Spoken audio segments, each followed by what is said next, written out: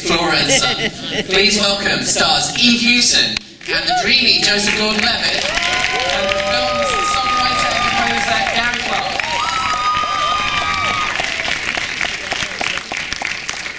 Right, yeah. Oh no, come on up, move on up. Hello. Woo.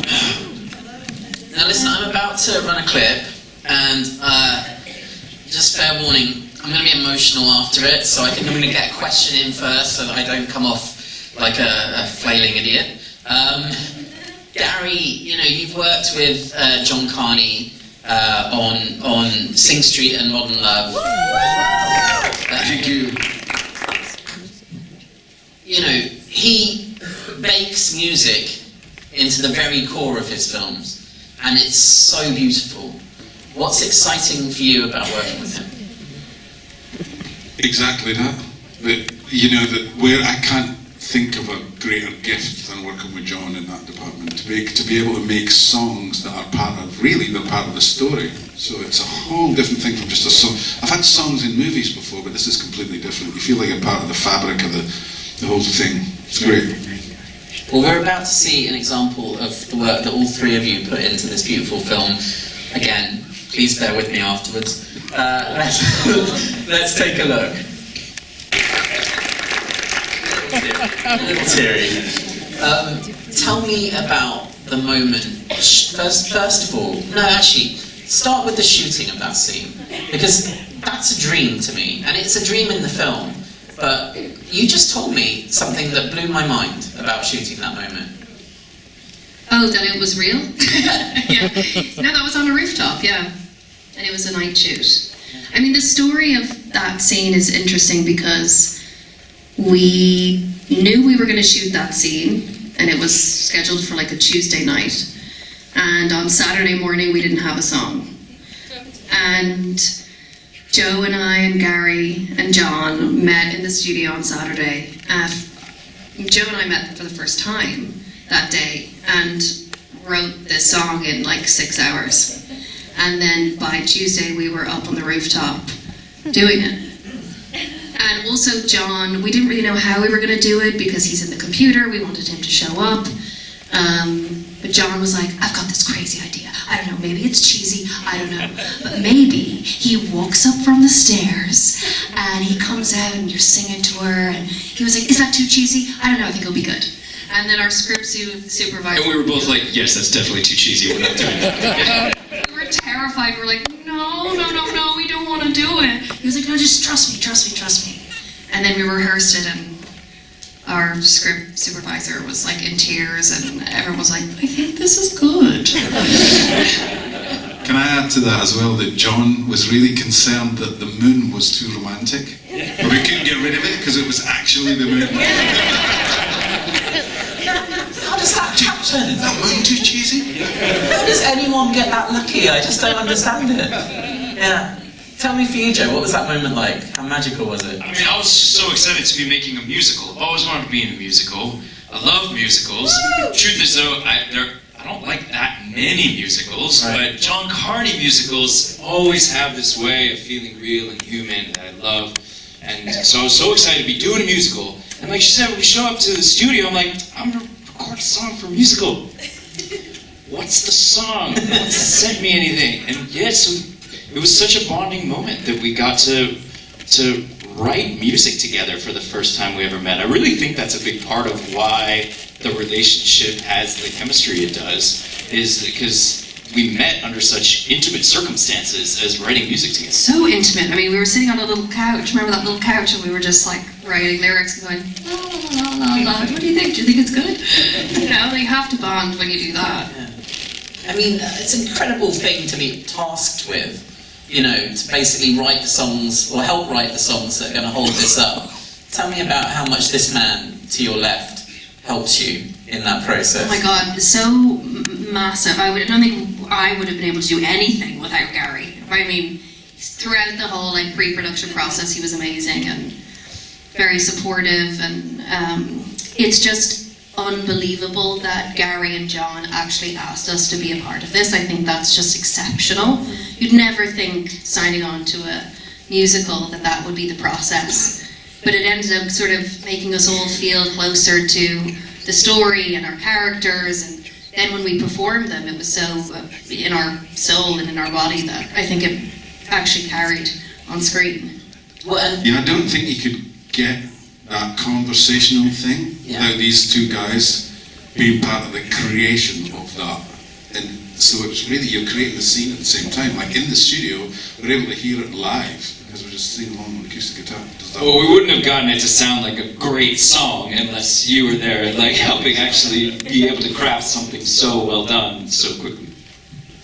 Thank you. I would love to hear the version of Just Me and Joe's song without Gary. That would be really funny. But you know, it is a great song. It's one of many great songs in this film, many great songs across John Carney's work. Gary, what I find beautiful is that, you know, you're obviously dealing with somebody, you know, in Flora's character who's just discovering her music, you know, just discovering this escape, this release. And it's the same with Oren's character as well, with the music that he's making. There's a fine line between, you know, making something that sounds amateur to the point that it wouldn't work in a movie, and something that sounds too polished, too professional. How do you find that line? It's probably the most difficult thing about it, just finding that balance. And sometimes there was a little bit of reverse engineering involved, in the sense that it maybe got to the point where it was too polished, and then I would go and unpolish it a bit. You know, like High Life, when we saw the scene, that when it had been shot and we were listening to the track, the track felt too tight and too just professional. You know? And it needed to feel like you were in the room, and you needed to feel like these people were actually playing. And so I went in and kind of added some real drums, loosened up some of the parts, even followed what Oren, who plays Max, what he was doing on the keyboards, and added things in that make it look like he was playing, you know.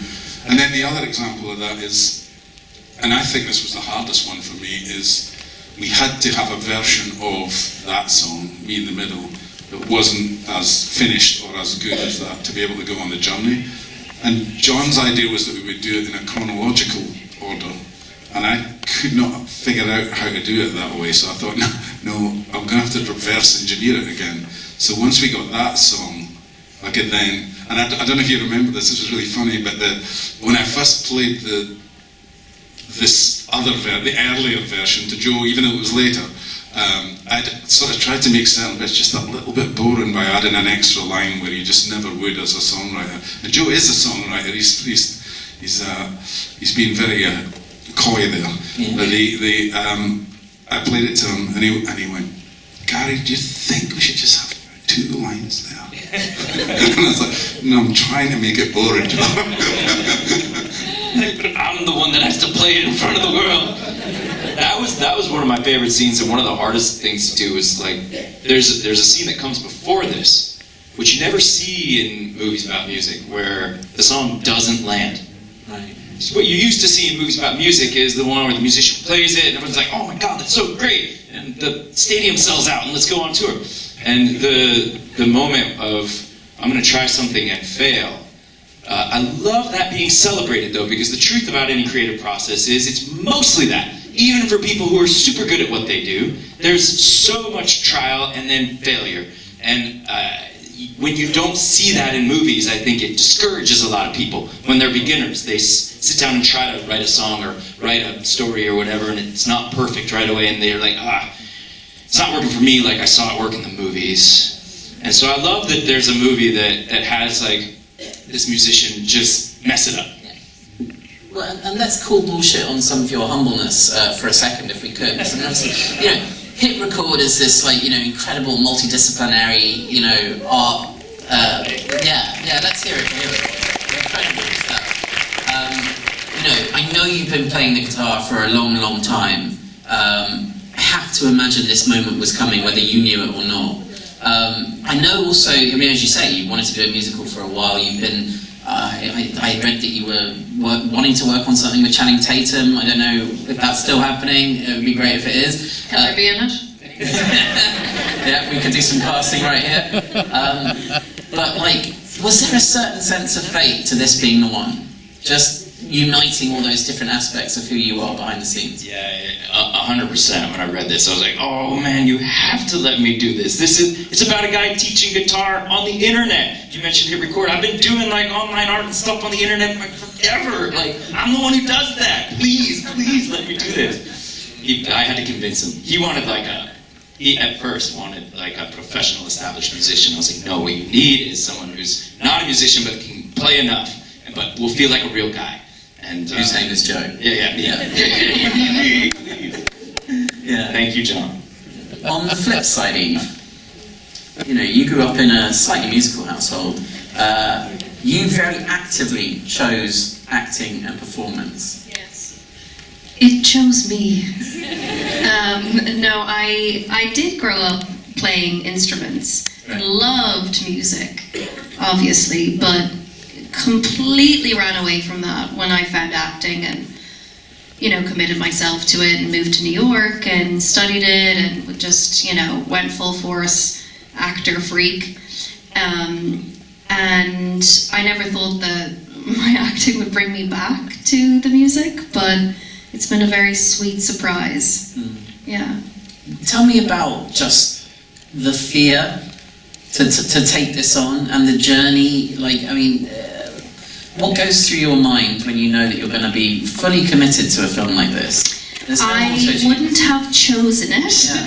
It was because of John, and it was also because of Flora. Yeah. I just fell madly in love with this script and this character, and I just thought, I cannot let this person get away from me. I have to play this part. And I'm just going to have to get over my fear of singing. This is not something I ever wanted to do. And just go for it. And it's ended up being such a rewarding experience on many different levels, but on a sort of a psychological, emotional level for me. It's like I face my fear and I've moved past it and I feel pretty good about it. Yeah. Well, as you should. It's an incredible film, incredible music. Gary, we know that you're going to have music in your life for many years. Guys, please tell me there are other albums on the horizon.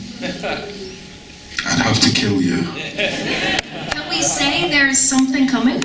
Yeah, I think we can then, right? Deadline exclusive. Deadline exclusive. No, we have in the film. If you guys have not seen it, that song that we sing.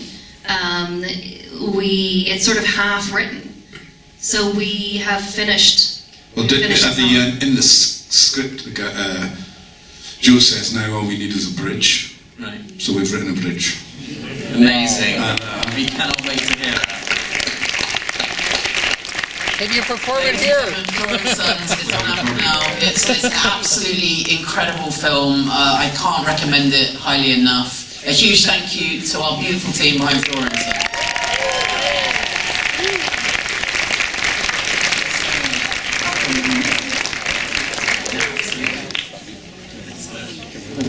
Son.